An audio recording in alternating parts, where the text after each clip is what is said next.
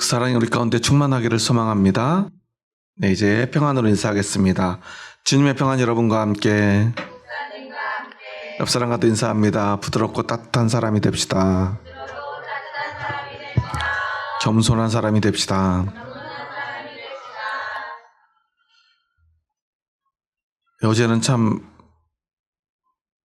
마치 태풍이 온 것처럼 바람이 부는 날이었습니다.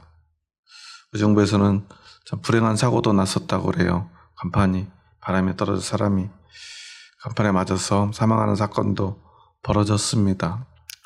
참 얼마나 황망한 일입니까? 안타까운 생명이 그 바람 앞에서 그렇게 생명을 잃는다는 것, 그런 일들을 볼 때마다 우리는 우리의 삶이 두렵기까지 합니다. 내일을 알 수 없습니다. 바로 몇 분 후에, 몇 초 후에 어떤 일이 일어날지 참 알 수 없는 세상입니다. 그게 연약한 우리의 인생입니다. 어쩌면 그러기에 우리에게 이 믿음은, 우리의 신앙은 너무나 중요한지 모르겠습니다. 오늘은 주님이 세례받은 날을 기념하는 주연절 후 첫 번째 주일입니다. 사실 교회에서는 주연절은 좀 생소하죠. 잘 몰라요. 주연절은 원래는 1월 6일이 주연절이에요. 1월 6일이 지났죠. 그래서 원래 교회력으로는 1월 6일에 모여서 성탄절처럼 예배를 드리게 되어 있습니다. 그런데 우리가 사실 교회의 이러한 절기들을 많이 잃어버린 게 사실입니다. 교회의 전통을 우리가 기억해야 되는데 그러기가 쉽지 않아요. 하지만 그럼에도 그날을 다 지키지 못한다 할지라도 우리가 그 의미들은 기억하고 잊지 말아야 할 것입니다. 사실 성탄절에도 우리가 국가 공휴일로 지정되지 않았다면 우리가 그날 예배 드릴 수 있을까요? 그러지 못할지도 몰라요.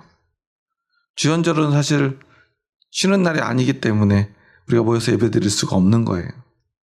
그래서 오늘 우리는 주연절 후 첫 번째 주일 예배를 드립니다.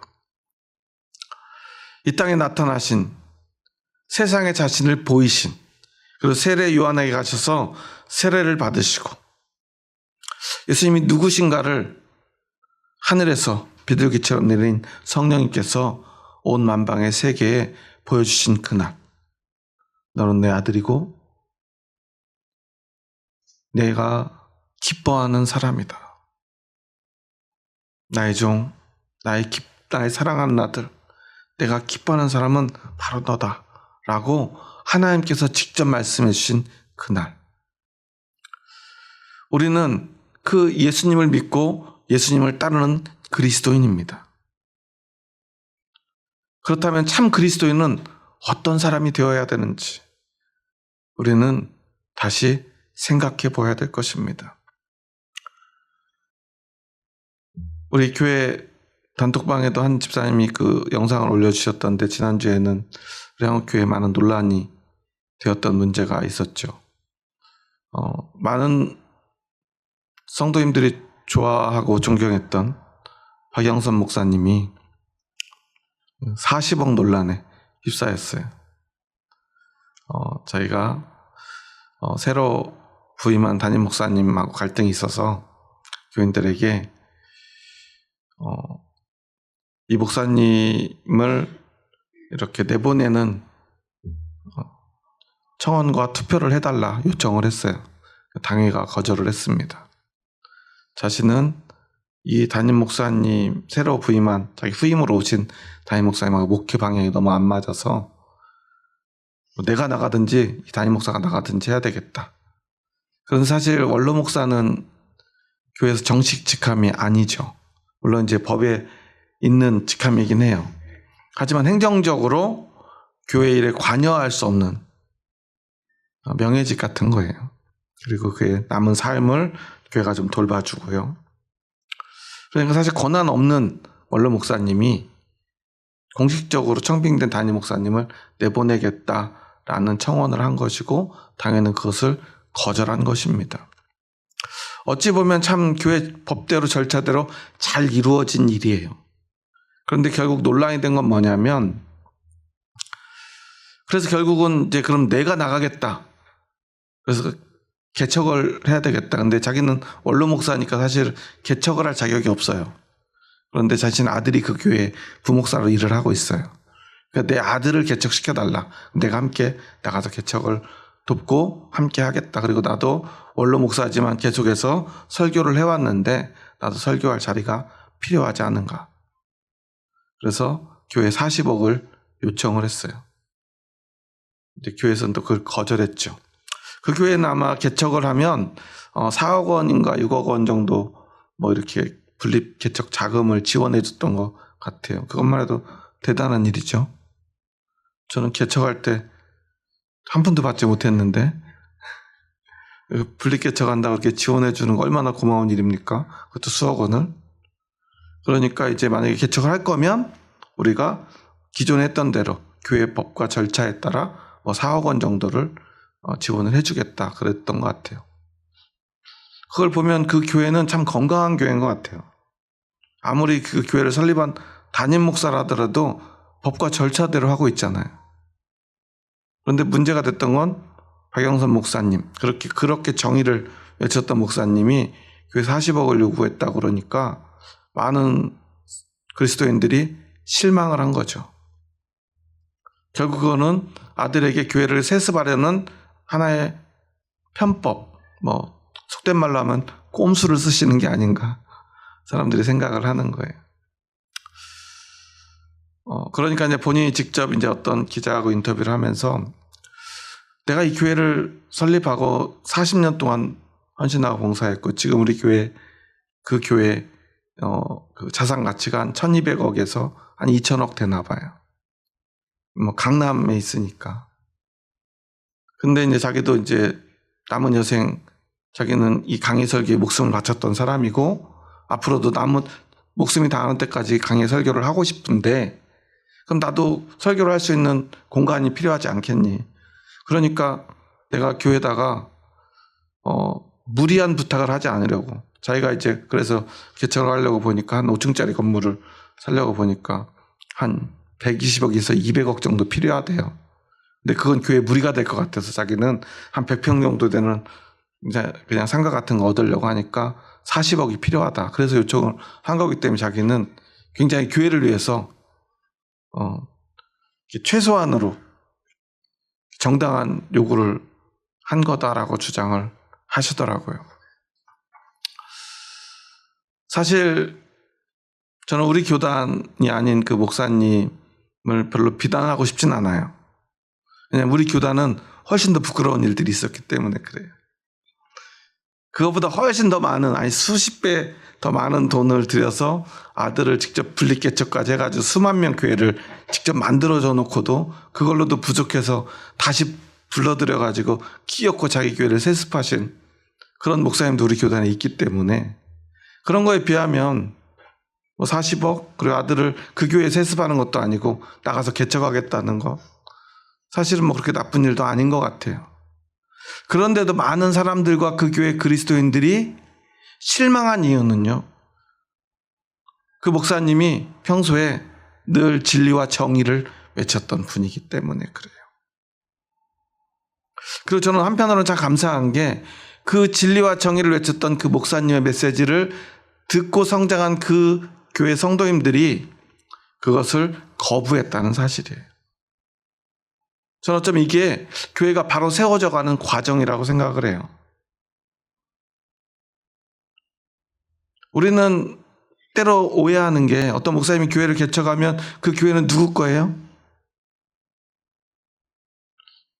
이렇게 말하면 우리가 참 헷갈리지만 세상에서 누가 회사를 창업했어요. 삼성전자 누구 거죠? 누구 거예요? 이재용 건가요? 모든 주주들의 것이고요. 그 회사의 사원들의 것이고요. 사실은 그런 대형 재벌 회사들은 온 국민의 것이에요. 왜냐하면 국가가 그 회사들을 세워줬잖아요. 살려줬잖아요. 그 개인의 능력만으로 그만한 회사가 될 수 있습니까? 국가의 지원 없이? 주주들의 희생 없이? 사원들의 노력 없이? 그 창업주가 창업을 했으니까 그게 온전히 자신의 것입니까? 그러면 주식회사로 상장하면 안 됐던 거예요. 그냥 구명가게처럼 운영하면 됐어요. 조그맣게. 그럼 그건 자기 거예요. 그런데 그것을 넘어서 성장을 한 순간 그 회사는 자신의 것이 아닙니다. 미국 같은 경우는 회사를 창업한 창업주들이 이사들에 의해서 투표하고 주주들에 의해서 투표를 통해서 쫓겨나는 경우가 많아요. 왜냐하면 그 창업주가 그 회사의 주인이 아니기 때문에 그래요. 그런데 한국은요, 유독 창업주에 대한 배려가 지나쳐요. 교회도 마찬가지예요. 그리스도인들, 성도님들조차도요, 교회를 개척한 목사님, 즉 세상으로 말하면 뭐예요? 창업주 목사님은 이제 그 교회가 그분의 것이라고 많은 분들이 생각해요. 그런데 우리는 교회는 누구의 것이라고 믿습니까? 우리가 교회를 표현하는 가장 적절한 표현은 이거예요. 주님의 몸된 교회입니다. 머리는 누구예요?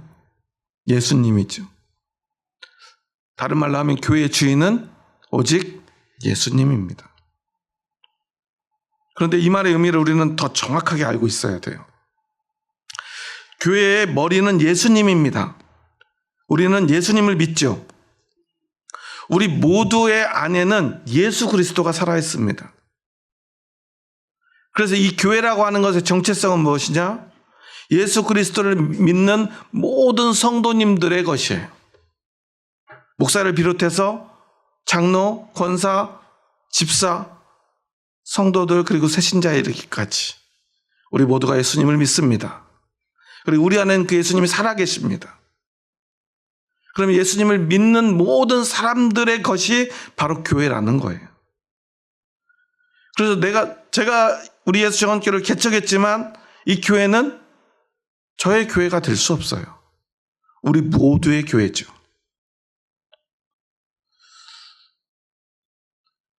우리는 이것을 잊지 말아야 합니다. 그리고 거기에서부터 참된 신앙의 의미를 우리는 찾아가야 돼요.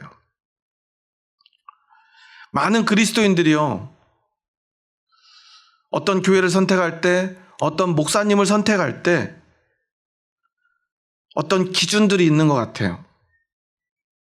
그런데 그 기준은 대부분 뭐냐면 그 목사님이 이룬 어떤 성취나 성공, 그리고 그것들을 통해서 이룬 어떤 결과물들, 뭐 큰 건물이라든가 많은 교회 내 숫자라든가 그런 것들을 보면 어떻게 생각이 들어요? 아, 저분은 하나님이 세우신 목사님, 목자가 맞구나 라고 생각해요. 이왕이면 성공적인 목사님을 선택하려고 합니다. 저도 대학교 때 선교단체에 오래 있어 활동하고 이제 졸업할 때는 갈림길에 섰었어요. 목회를 할지 아니면 선교단체 간사로 사역을 할지. 저는 이제 목회를 선택을 했지만 제 이제 친구들, 선후배들은 이제 여전히 선교단체에 남아있는 친구들이 있어요. 그런데 그 친구들, 지금 사역을 하고 있는 사람도 아니면 이제 사역은 멈추고 이제 직장 생활이나 사업하는 사람들이 있는데 그 친구들에게 제가 늘 많이 이야기하는 게 너희들처럼 열심히 헌신하고 헌신할 능력 있는 사람들은 좀 작은 개척교회에 가서 좋은 목사님 찾아서 헌신을 하면 혼자서도 10명의 몫을, 20명의 몫을 할 수 있는 사람들이니까 그런 데 가서 좀 사역을 하면 좋겠다. 건면하지만 지금 다 어디 있을까요? 대부분은 저기 어디죠? 목동에 있는 큰 교회, 뭐 강남에 있는 큰 교회, 저기 종로에 있는 큰 교회 이런 데 있더라고요. 뭐 어딘지 아시는지 모르겠지만 하여튼 우리 교단에 초대형 교회들에 다 다니고 있어요. 계속 건면합니다. 지금도 만나면 좀 작은 교회 섬겨라. 너 같은 사람들 한 가정만 가서, 저하고 제일 친했던 동기는 아들이 5명이거든요. 그런 가정에 같이 개척교회 가면 어떻겠어요? 교회가 막 부흥될 거예요. 저희가 독수리 여행자라고 부르는데, 근데 여전히 대형 교회에 다녀요. 왜냐하면 그런 교회 다니면 참 좋거든요. 여러모로. 그리고 자기가 어떤 교회 다닌다라고 말할 때 이야기하기도 편해요. 우리에게는 늘 그러한 기준들이 따라다녀요. 그런데 이것이 그냥 잘못됐다고 말하기에는 너무나 많은 사람들이 그런 기준을 따라요. 그런데 오늘 성경에는 분명히 우리에게 하나님의 기준을 가르쳐줘요. 그 기준이 무엇인가? 우리 한번 1절 말씀 다시 한번 읽어볼까요? 내가 붙드는 나의 종, 내 마음에 기뻐하는 자, 곧 내가 택한 사람을 보라. 내가 나의 영을 그에게 주었은즉 그가 이방에 정의를 베풀리라. 하나님이 기뻐하고 택한 사람, 그 사람을 첫 번째 뭐라고 부릅니까? 내가 붙드는 나의 종이라고 말해요. 이 말씀은 이스라엘에 선포된 말씀인데요. 이 42장 1절에서 9절은 종의 노래라는 이름으로 불려요. 그리고 이사야서에는요, 여러 개의 종의 노래, 비슷한 구절들이 계속 반복돼요. 이 종이라고 하는 단어가 너무나 중요하기 때문에 그래요. 그런데 이 종이라는 단어를 세상에서 제일 싫어하는 민족이 있는데 그게 바로 이스라엘 사람들이에요. 왜 그러죠? 그들은 애굽에서 종살이 하다가 하나님이 누구를 보내요? 모세를 보내서 그들을 출애굽, 즉 종의 삶에서 구원해 줬어요. 그래서 정말 힘들게 나라를 세웠어요. 참 이스라엘이라고 하는 나라는 특이하죠. 애굽에서 하나님이 직접 꺼내서 나라를 세워줬는데 그들은 또 나라를 뺏겼죠. 2000년 동안 나라가 없었어요. 지난 1900년대 후반 중반쯤에 그들은 또 다시 나라를 되찾았죠. 그러기 위해서 그들은 또 어떤 일을 했죠? 기존에 그 자신들이 성경에 기록되어 있는 그 땅을 찾기 위해서 그 땅에서 2000년 동안 살던 사람들을 내쫓았어요. 어디로 내쫓아요? 가자지구로 내쫓아가지고 그들을 거기다 가둬놓고 자기들이 그 땅을 차지했어요. 자기 강대국들을 등에 업고요. 그러면서 그들은 아마 기쁨의 노래를 불렀을 거예요. 하나님이 우리 나라를 찾게 해주셨다고. 이 노래, 이 말씀을 듣는 이스라엘 백성들은요, 출애굽의 아픔과 상처를 가지고 있는 사람들이고요. 그들의 지금 현실은 뭐냐면 북이스라엘이 아수르에 멸망했어요. 그래서 자신의 민족들이 또 종이 돼요. 그리고 자기들도 이제 언제 멸망할지 모른다는 두려움이 있어요. 다시 종살이를 해야 돼요. 그런데 하나님이 너희를 구원할 메시아에 대한 말씀을 주겠다라고 선포하면서 가장 먼저 뭐라고 말해요? 내가 붙드는 나의 종을 보내겠다. 누구를 보낸대요? 종을 보내겠대요. 그들이 원하는 것은 종이었을까요? 장군이나 왕이었을까요? 너무나 당연하게도 큰 군대를 이끌고요, 함성을 지르고 나팔을 불고 북을 치면서 자신의 적들을 다 물리치고 멋지게 세상을 지배하는 나라, 하나님의 나라, 하나님의 백성은 그래야 된다고 그들은 생각하고 있었어요. 그런데 하나님은 이사야를 보내서 종의 노래를 부르게 합니다. 나는 장군을 보내지 않아. 나는 왕을 보내지 않아. 나는 종을 보낼 거야. 그들은 그토록 오래 메시아를 기다렸어요. 자신들을 구원할 왕을, 자신들을 구원할 장군을. 그런데 하나님은 종을 보내시겠대요. 그들은 너무나 충격을 받았을 거예요. 이해가 되지 않을 거예요. 그래서 이스라엘 백성들은요, 이사야를 별로 좋아하지 않았어요. 이사야 결국은 어떻게 되죠? 그를 미워하는 왕 므낫세에 의해서 몸을 톱으로 잘라서 반토막 내서 죽여요. 얼마나 이사야가 하는 말이 듣기 싫었으면. 그런데 이사야가 외친 그 말씀은 하나님이 주신 말씀이에요. 그런데도 왕을 비롯해서 온 이스라엘 백성들이요, 그 말을 듣기 싫어했어요. 왜냐하면 그들의 생각과 다르기 때문이에요. 오늘 우리도 별반 다르지 않아요. 오늘 우리도요, 이왕이면요, 하나님이 좋은 거 주셨으면 좋겠죠. 성공하게 해주면 좋겠죠. 세상에서 높은 자리에 올라갔으면 좋겠죠. 성공적인 삶을 살기 원합니다. 저는 참 개척을 하고 벌써 오늘도 주보를 만들다가 다시 새삼 깜짝 놀랐는데 벌써 저희 교회가 17년이 됐어요. 그러다 문득 속된 말로 이런 생각이 들어요. 17년이 됐는데 요 모양 요 꼴인가. 그러면서도 참 감사한 건 이렇게 작은 교회에 이렇게 나와서 예배드리는 성도님들이 있다는 게 참 신기해요. 왜냐하면 세상에 큰 교회 많잖아요. 의정부에도 큰 교회들 많잖아요. 저기 신곡동에 가면, 장암동에 가면 뭐 10,000명 되는 교회도 있고요. 저기 밀락동이나 이런 데 가면은 큰 교회 건물들이 있잖아요. 그리고 어떤 교회는 뭐 특별한 이벤트, 뭐 뮤지컬 같은 걸 해가지고 유명한 교회도 있고요. 그 교회도 세습 때문에 요즘 논란이 많고 결국 저희 교단을 탈퇴까지 했는데요. 세습을 기어이 하시겠다고. 그러면서도 또 CBS에는 또 나와서 인터뷰도 하시고 교회 자랑을 하시더라고요. 그런 교회들 많잖아요. 그런데 오늘 여러분 이곳에 왜 오셨는가? 나는 왜 여기에 오늘 이 작은 교회에 있는가? 우리는 생각해 보아야 돼요. 그리고 우리는 그 의미를 가슴에 새겨야 돼요.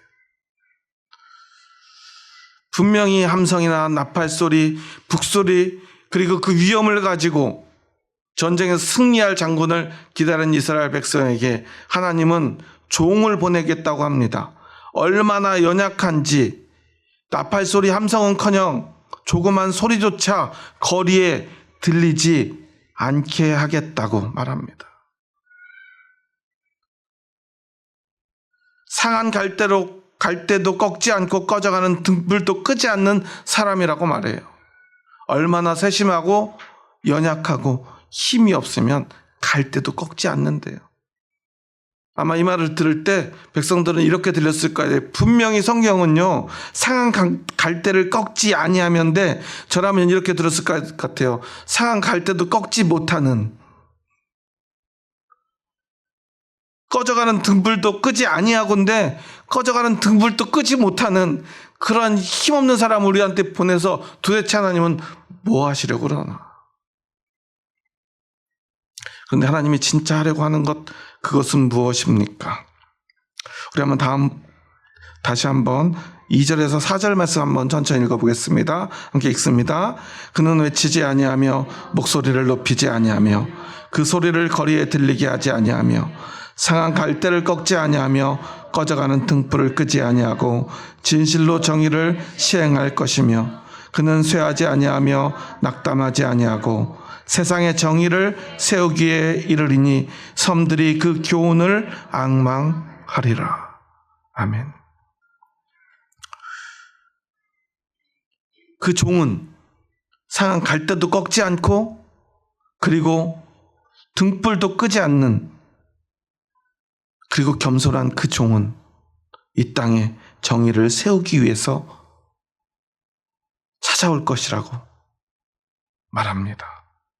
그리고 섬들이 그 교훈을 앙망하리라 말합니다.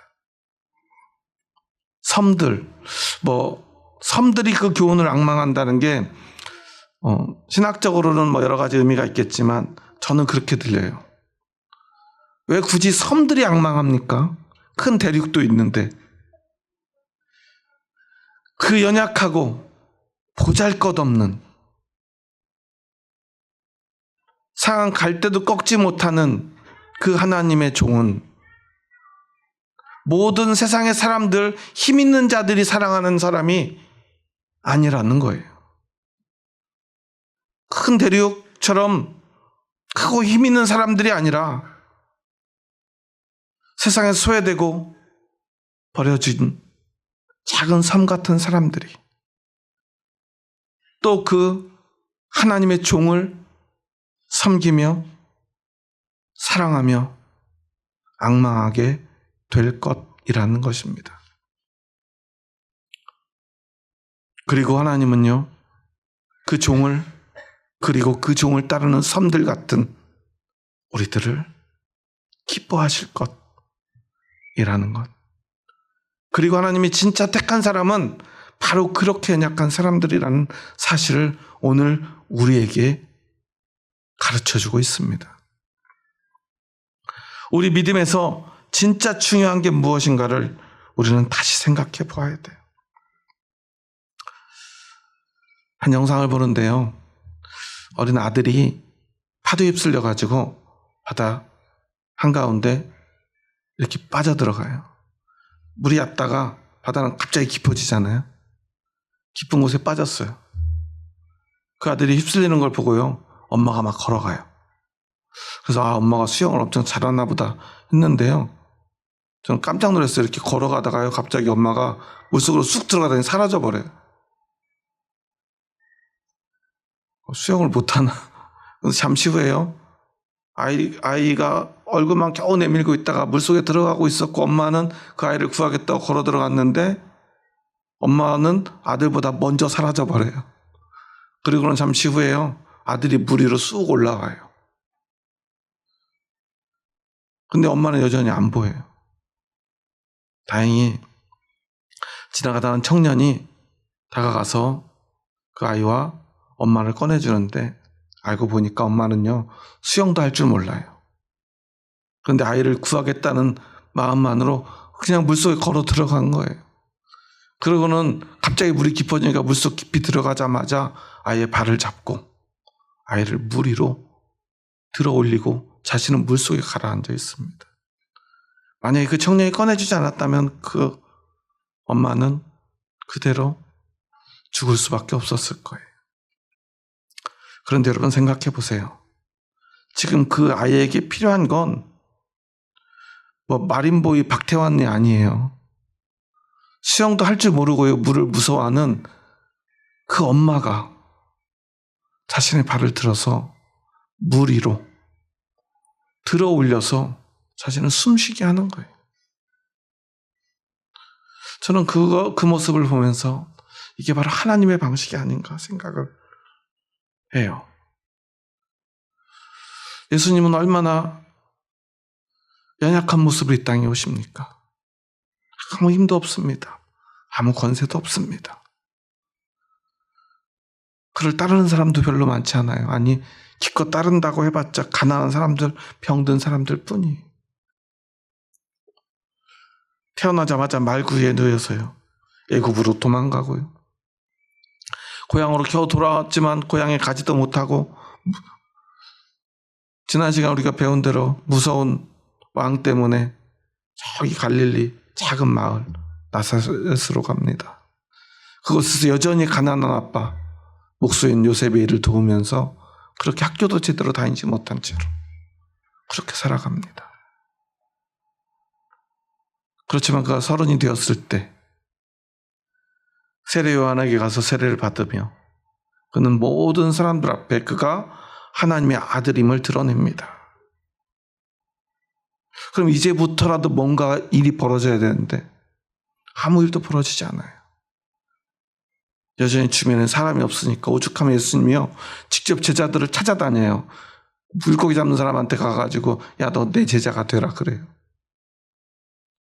그러니까 물고기 잡다가 예수님을 따라가요. 과연 그 고기나 잡던 어부들이 무슨 도움이 되겠습니까? 동족들에게 세금을 걷던 세리에게 찾아가서 야, 너 이제 그만 세금 걷고 내 제자가 되라 말합니다. 그런 노합지졸들을 12명을 모아서 예수님을 그들을 데리고 3년을 다니다 그 결과는 십자가에 달려 무참히 피 흘려 죽는 것뿐이었어요. 그게 예수님의 일생의 전부예요. 하지만 그 예수님이 우리를 살리고 우리의 영원한 구원의 주님이 되지 않습니까? 예수님을 알지도 못하고 하나님을 알지도 못하던 이방 사람들에게조차 그 예수님이 구세주가 됩니다. 우리의 진짜 왕이 됩니다. 하나님은 그래서 그 종을 기뻐하고 이 종이 바로 내가 택한 사람이다. 그리고 그 종을 믿는 너희들이 바로 내가 택한 사람이다. 라고 오늘 우리에게 말씀해주고 계시는 거예요. 여러분은 어떤 사람이 되고 싶습니까? 세상에 선택한 사람이 되고 싶습니까? 아니면 하나님께 선택받는 사람이 되고 싶습니까?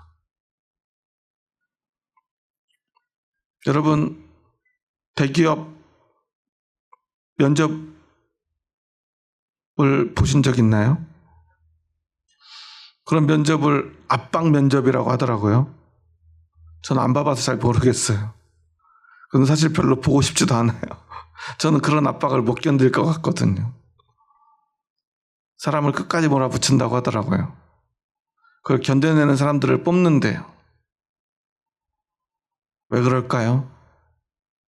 자신들은 이미 성공한 회사이고 더 성공시킬 사람, 성공할 사람들만을 뽑겠다는 강한 의지가 아닙니까? 당연히 학벌도 좋아야 될 것이고요. 그리고 어떤 인격적인 모멸감도 이겨낼 만한 능력이 있어야 된다는 거예요. 그래서 반드시 어떤 성과를 낼 사람을 뽑겠다는 거죠. 성공할 사람들만 뽑아서 함께 성공해 가자는 것 아니겠습니까? 이게 바로 세상이 선택하는 방식입니다. 하지만 하나님은 그런 사람들 말고 나는 나의 종을 너희에게 보내고 너희는 그 종을 믿고 따르면 그리고 그 종처럼 살면 내가 그 사람을 기뻐하고 선택해 주겠다는 거예요. 예수님은 세상에서 실패하셨습니다. 왕이 되지 못했어요. 십자가에 달려 죽으셨습니다. 실패도 그런 실패가 없습니다. 하지만 그 실패 때문에 우리가 구원받음을 믿습니다. 그리고 우리는 믿음으로 고백합니다. 그 예수님을 따르겠노라고. 예수님을 따르면 우리는 기필코 예수님과 함께 십자가로 나아가야 합니다. 그런데도 우리는 그 길을 가겠다고 말합니다. 왜냐하면 하나님이 그 예수님을 따르는 우리들을 선택하시겠다고, 아니 이미 선택했다고 약속하셨기 때문이에요.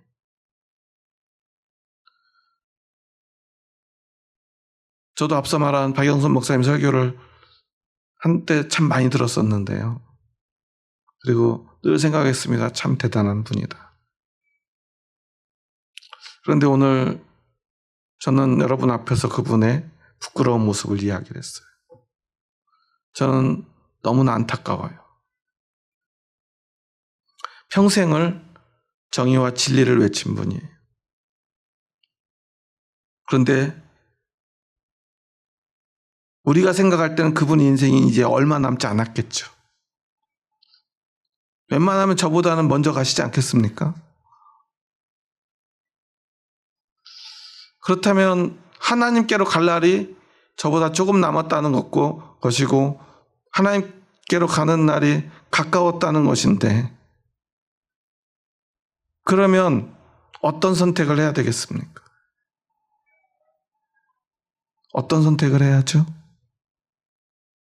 상한 갈대도 꺾지 못하고 촛불도 끄지 못하고 등불도 끄지 못하는, 하지만 정의를 베풀고 정의를 행하는 삶을 살아야 되지 않겠습니까? 하나님이 붙드는 종이 되어야 되지 않겠습니까? 하나님이 기뻐하는 사람이 되어야 되지 않겠습니까? 하나님이 택한 사람이 되어야 되지 않겠습니까? 물론 이제 나이를 먹고요, 이제 막 목회를 시작하는 아들이 자신이 겪었던 어려운 어떤 순간들을 또 겪어야 된다는 생각을 하면 다시 처음부터 시작해야 된다고 생각하면 마음이 아프겠지요. 하지만 그 아들도 하나님 앞에 세워야 되지 않겠습니까? 저는 그 목사님의 심정은 충분히 이해가 돼요. 저도 아들이 있다면 다행인지 불행인지 아들이 없는데 저도 그런 마음이 들지 모르겠어요. 저도 우리 교회가 만약에 지금 이렇게 조그만 상가에 새 들어있는 교회가 아니라 한 1200억, 제 상상이 안 되는데 그렇게 큰 건물을 짓고 수많은 사람들이 있고 돈이 있다면 그런 생각이 들지 모르겠지만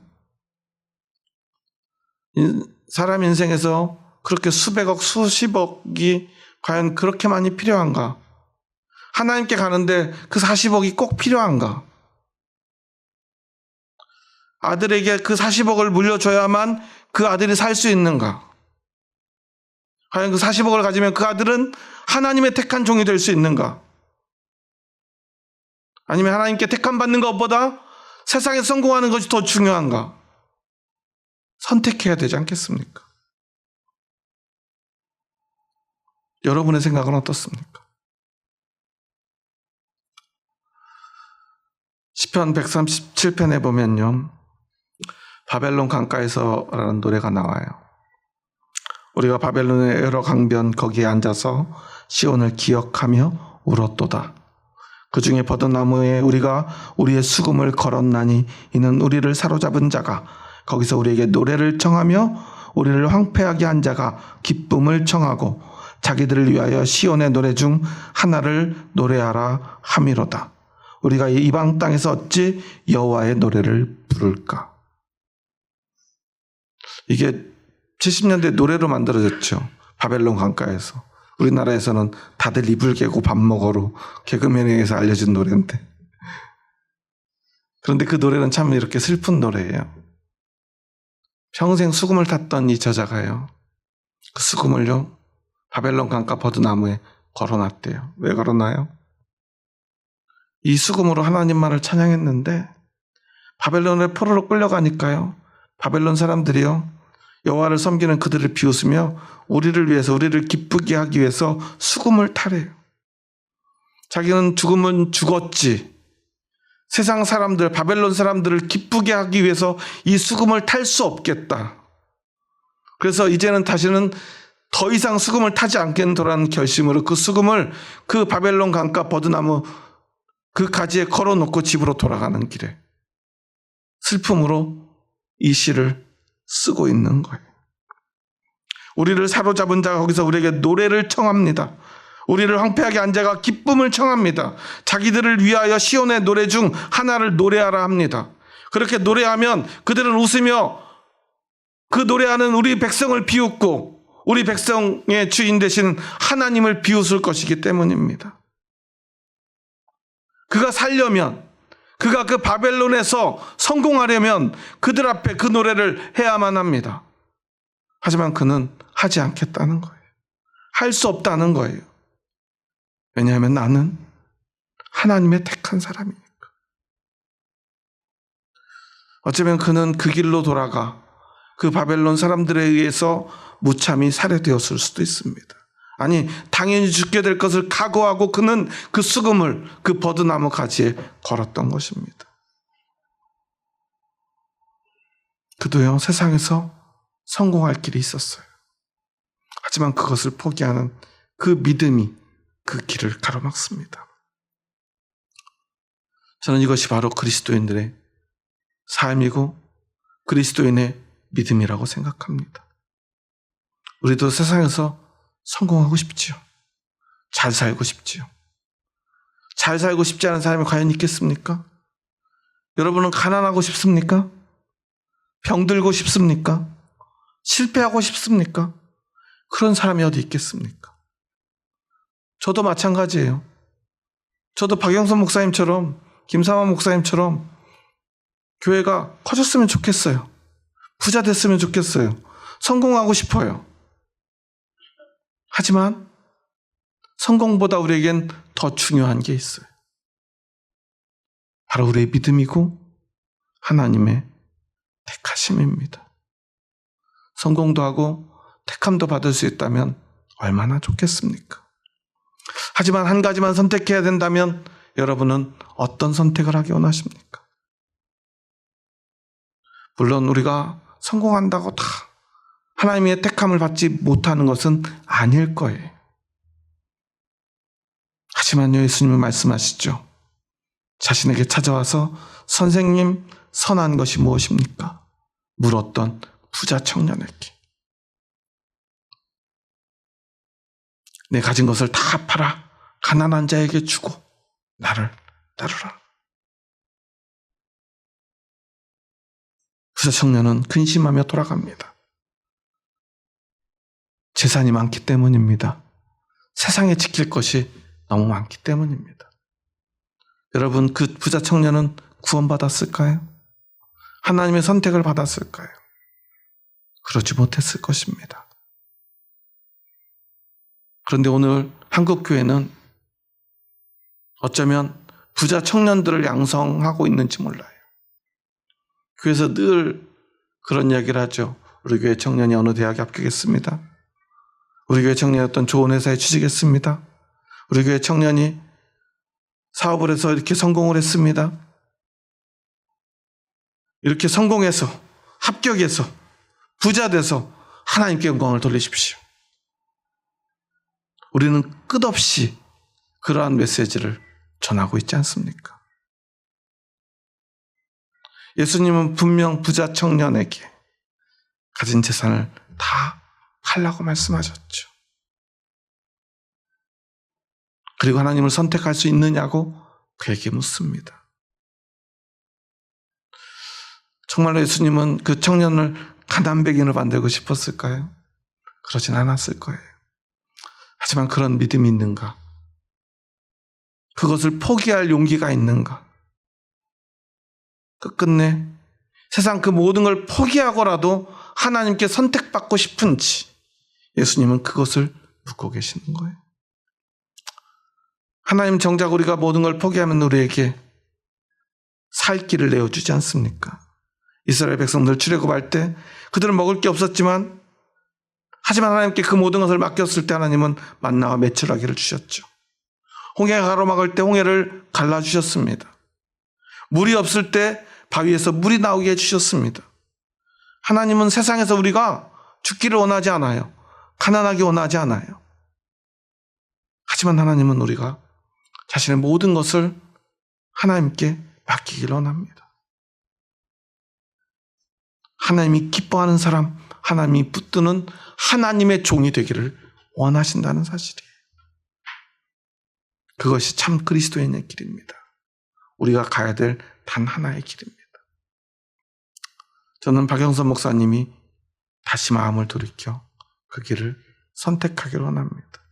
저는 그분을 비난하고 싶은 마음은 없어요.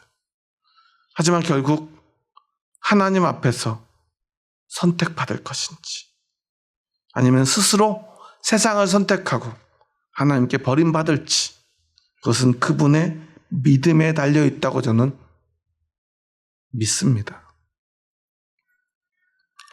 그런데 우리도 반드시 그 선택 앞에 서는 순간이 찾아옵니다. 여러분은 어떤 선택을 하시겠습니까?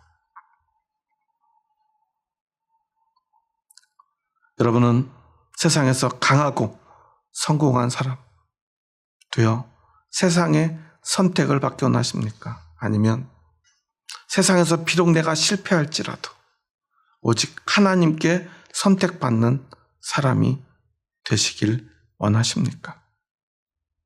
하나님은 오늘 우리에게 믿음을 촉구하십니다. 나는 내가 선택하는 사람, 내가 선택한 나의 종처럼 예수 그리스도 너희가 믿는